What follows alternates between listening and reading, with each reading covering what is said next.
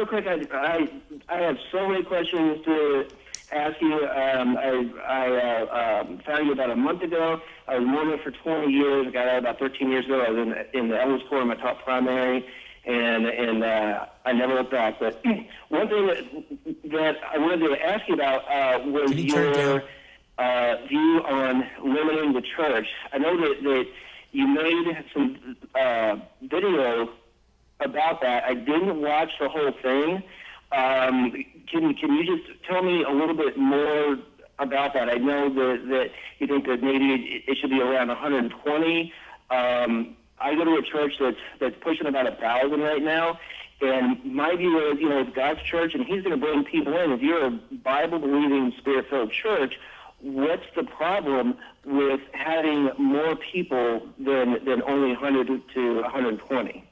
Okay, so if I understand right, the volume is really hard on my ear here, and I can't seem to hear you clearly, but are you asking, Robert, the size of the church and my criticism of large churches?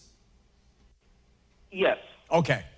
I think the LDS model is a good one for it. It's geographically based, and it's one of the things I think LDS do right. Doctrinally, forget it, and all the other, but I like that model.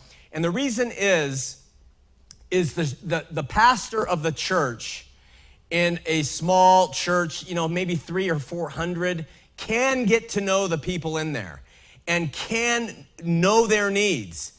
The congregates from those churches can also get to know the pastor and can make calls to him with things that are troubling or difficulty or funerals or weddings or whatever. When you have someone who is beside you, a second or a third pastor in line, the congregates don't want to go to the second or third. They want to go to the pastor, and they want to talk to him.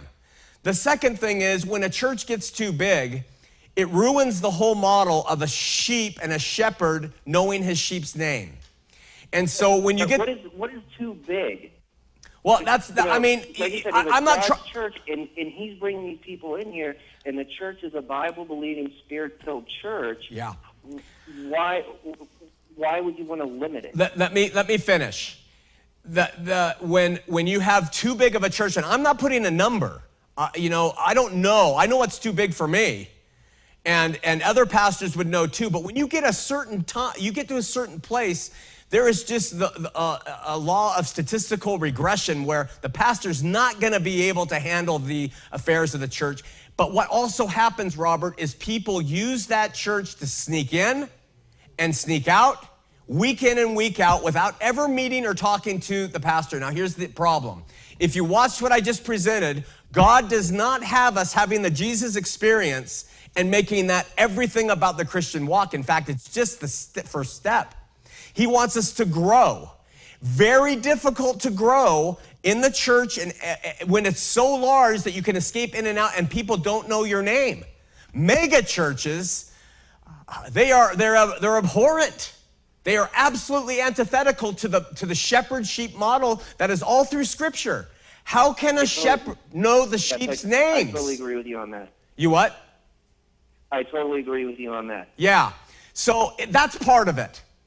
And so I just think it's better, but I'm not saying, it's an imperfect deal, and I've stepped away from trying to criticize it constantly. I realize that God works through things, but I'm just trying to say that there is good merit for pastors saying, I'm going to grow this church to a sizable number, and once it's there, I'm going to ask somebody from the church to go out and do another one nearby within 10 miles or something and have them start shepherd that church as well. I think that's a far better model, and I think it's biblical.